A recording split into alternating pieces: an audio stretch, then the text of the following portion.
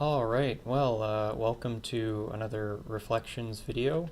This is Ryan, and just kind of in the middle of my daily grind. Well, not the middle, actually, I'm quite early into it. But in my daily grind, I just kind of wanted to talk about something which was on my mind recently. Now, it is 7:42 a.m. right now, and I was awake at about 4:45. So I'm still a little bit sluggish, but yeah, I just kind of felt like talking about something interesting. So, over the past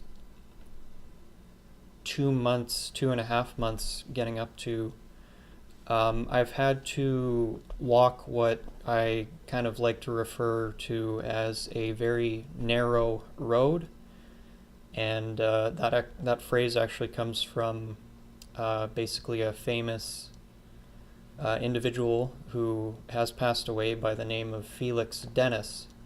Now, for those of you who are not aware, Felix Dennis was the creator of Maxim magazine, and he was basically, I believe, one of the most successful sort of news media, paper media moguls in the United Kingdom, and was just what you might call a very high achieving individual. And he wrote a book called The Narrow Road.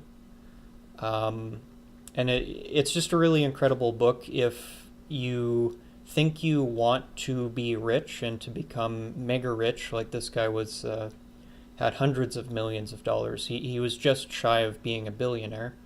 And during his era, that was much more than $1 billion if you adjust for inflation, just to get super specific.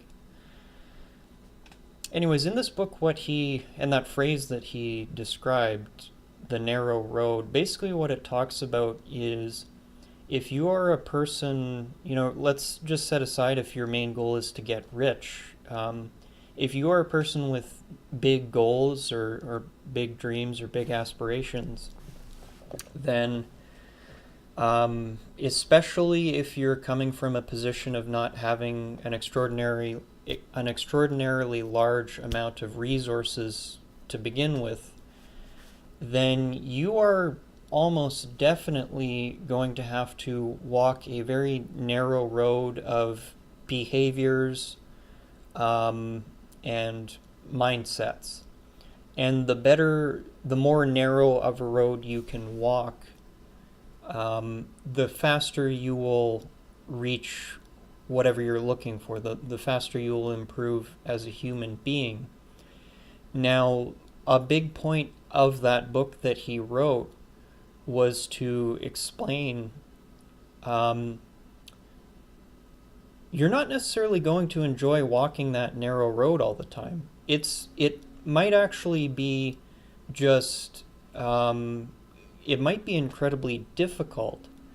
So we kind of end up with this conundrum where we have this choice of either working so hard that in essence we become the kind of person that just doesn't really take time off or doesn't take much leisure time, and you become a person that's just totally oriented towards work. Or the other option we appear to have is to basically become the kind of person that takes most of their time off, that just meditates and relaxes and kind of enjoys life and kind of just gets rid of all that ambition. Now, I do personally believe that the answer is neither. You should spend a certain amount of your time just trying to de-stress and meditate if that's what you're into, but we don't need to go into specifics there. Just spending time promoting a peaceful mental state. And then we also need to spend a certain amount of time handling our responsibilities as adults and citizens of a social contract. So anyways, what I wanted to talk about and reflect on just for a moment is I've just been thinking about the path that I've had to walk over the past 2.5 months, and I just wanted to share with you, for example, what today is looking like. And so I've got my most days of the week I do a little to-do list. Sometimes I'll have days of the week where the only thing on my itinerary is just one project, and then I won't bother. But generally speaking, I do work from a to-do list, which I write every morning. This morning I elected to I woke up at 4:45 without my alarm. So the first thing I did, which I plan to do, is I spent about a half hour just doing some high repetition compound exercises. So what I'm going to do is I'm going to explain to you the narrow path that I'm going to be walking today, and kind of explain, what the hell would cause a person to do that is basically the point of this talk. So the first thing I did was I just supersetted, which means I do one exercise after the other until the whole workout is finished. I just supersetted with hack squats, just a type of squat, and what I would call the prone shoulder press. So I just lay on the ground and do shoulder press with very light weights. So as soon as I got up, I did that. Then I took a cold shower first thing in the morning. Not a super long one, but long enough to kind of hopefully wake me up a little bit. And then I did about a 20-minute meditation. It went okay. And then it was right into writing. So my tentative schedule that I wrote is I would be writing from 7 a.m. to 11 a.m. At 11 a.m. I cook the only meal I will eat today, which will be quite a large meal. I'm not starving myself, but I've been just eating one meal a day because I've just been finding that takes a lot of variables out of my life. I also really enjoy eating food, so if I can get the experience once a day of absolutely filling my face, then I find that more satisfactory than eating small meals throughout the day. Anyways, the specifics of that aren't important. After that, so I'll take a couple hours break after eating my huge meal because I'll be in a food coma. And then I'll plan to code from about 3 o'clock until 7 p.m. And then I'll have like a spare block between 7 p.m. and 9 p.m. where I do pretty much whatever I want. I might continue to code if I feel like it. And that's basically what my day is going to look like. And that's what most days of the past 2.5 months have looked like for me. I still get out and hang out with friends a couple times a week. I still do fun things, but I don't do them very often right now. So when I explain these things, I tend to get different reactions. So I get some people who say, "You do that? Why are you doing that? Like, why would you put yourself through that? Why would you deliberately not take a lot of time off?" The things that people will say will take a lot of different shapes. Some people are very judgmental. I had one acquaintance recently who loved to comment on my diet habits, and it was quite ironic to me. Just a very judgmental, "You're eating that? You're doing that?" kind of attitude. And it was funny to me because this particular individual had their own character flaws, quite very deep character flaws, and it was just funny to me. I was thinking to myself, why do you think I care what you think about my lifestyle? And then I kind of realized that, so I didn't actually argue with this person because with a person like that, I actually don't care enough to argue with the person. But it is annoying when someone's kind of like giving you some sort of judgmental feedback. Not feedback from a place of kindness or constructive feedback, but just, figuring that giving their opinion on what you do and how weird they think it is something that is actually wanting to be heard. And that experience made me really kind of think, yeah, I guess in a lot of ways I don't really live like a normal person. So then the question becomes, why the hell would I put myself through all of this stuff? You know, that's no way to live, is it? And that's what I kind of realized is that most people, certainly most of my friends and family, and I'm not saying this in a mean way, but they have their perceptions on how a human being should live their life. And those perceptions are mostly molded by sort of society and culture and things like that. And as opposed to trying to dictate how I live my life based on those things, I generally try to dictate how I live my life based on what I think I need to do in order to best improve my current situation. Now, it is true to say that I don't actually enjoy the process of sitting down for 4 hours writing about complicated technical topics and then taking a short, well, not a short break, but a brief break, and then spending another 4 hours coding, and then doing that rinse repeat for what will end up being probably about 6 months in a row. I don't enjoy doing that for the sake of doing that. I do that because I believe that's what I need to do in order to achieve what I want to achieve. So once I have achieved the goal, the short-term goals that I've laid out for myself, then I am going to reevaluate my lifestyle and ask the question, do I need to keep living this way? Hopefully at that point I will be in a position where I can say, no, I actually would like to spend more time doing kind of just other interesting things that I want to do, but not necessarily being chained to my desk for upwards of 8 to 12 hours a day. So the whole point of this reflection is really just to say,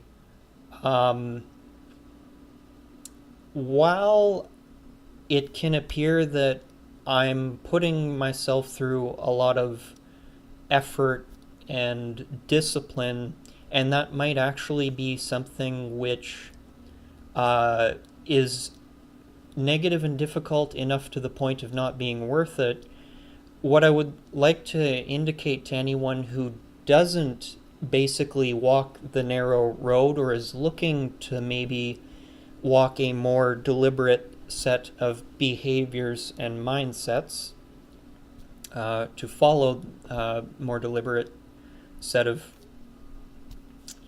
mindsets, for lack of a better term, is the reward I get for walking this path is results, self-esteem, and an absolute destruction of the kind of depression I used to feel when I wasn't getting anything done in my life, when I was literally moving nowhere or moving slightly back as opposed to progressing forward. So what I'm trying to say here is I put myself through my own sort of discipline, my own boot camp. I put myself in my own prison, which is this little area of my room, because that's what I feel I need to do. In fact, I know it's what I need to do to achieve my personal goals, because I have pretty big goals.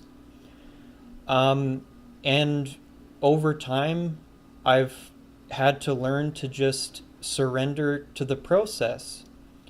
And what that looks like is a phrase which kind of came to me a couple of days ago, which I've actually written up on the whiteboard here. You probably can't see it, but it says, "Welcome to the school of endless repetition." So if you are a person who wants to walk a narrow road and you're finding difficulty accepting that you may need to work harder than most human beings, I'm not saying I work exceptionally hard. I know people who work harder than I do, but compared to most individuals I would say the average individual probably gets, like, maybe, if they're really lucky, an hour or two of good, deliberate work on their own personal endeavors, whereas over years I've tried to instill effort to put in as much as, on really good days, 12 hours. I don't usually get that far, but a bad day for me is 4 hours at this point in my development. And the way that I've been able to not go insane spending these very long hours working is to just surrender to the principle of endless repetition. And that's kind of all it takes. You have to become comfortable with the fact that if you have big goals, you are going to have to work on them every day, potentially for years, and you have to learn to not let that bother you. And if you can actually manage to walk that narrow road, then let me tell you, it is worth every moment of sacrifice, because you will no longer need to wonder if you are a person capable of changing their life situation, because you will be doing it and you will be advancing much quicker than most other people. Now, don't get a fat head about that, because all those people who you're moving past in terms of development, they're going to have more fun and they're going to have easier lives.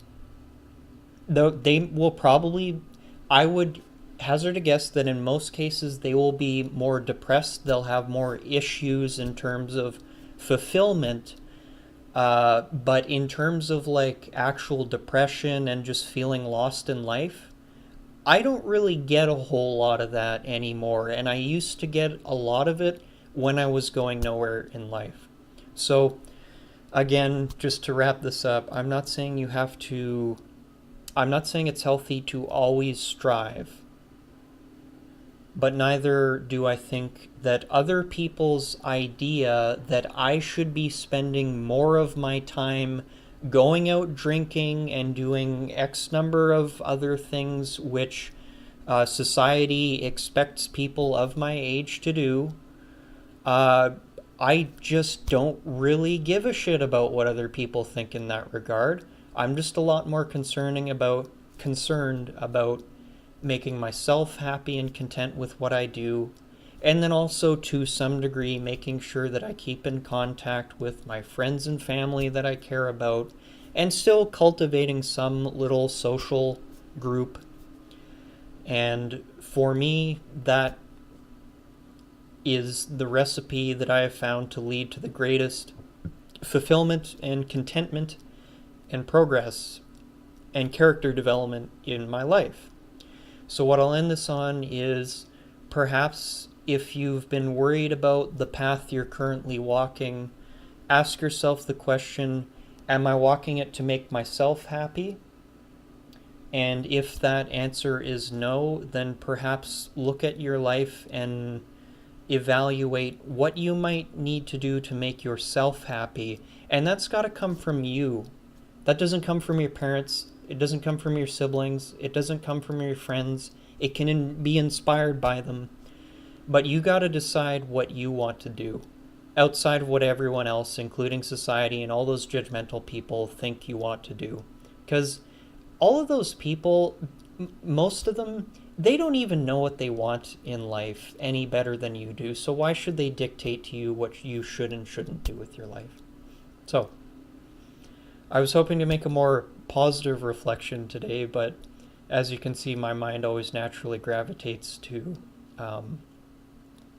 adversity. But hopefully that reflection was somewhat useful, and I'd just like to encourage everyone that if you have big goals, then I would like to welcome you to the School of Endless Repetition, because if you can enroll in the School of Endless Repetition and actually get the work done, that really is the secret to fulfilling your goals, is to just put as much time into your goals as you can without going insane.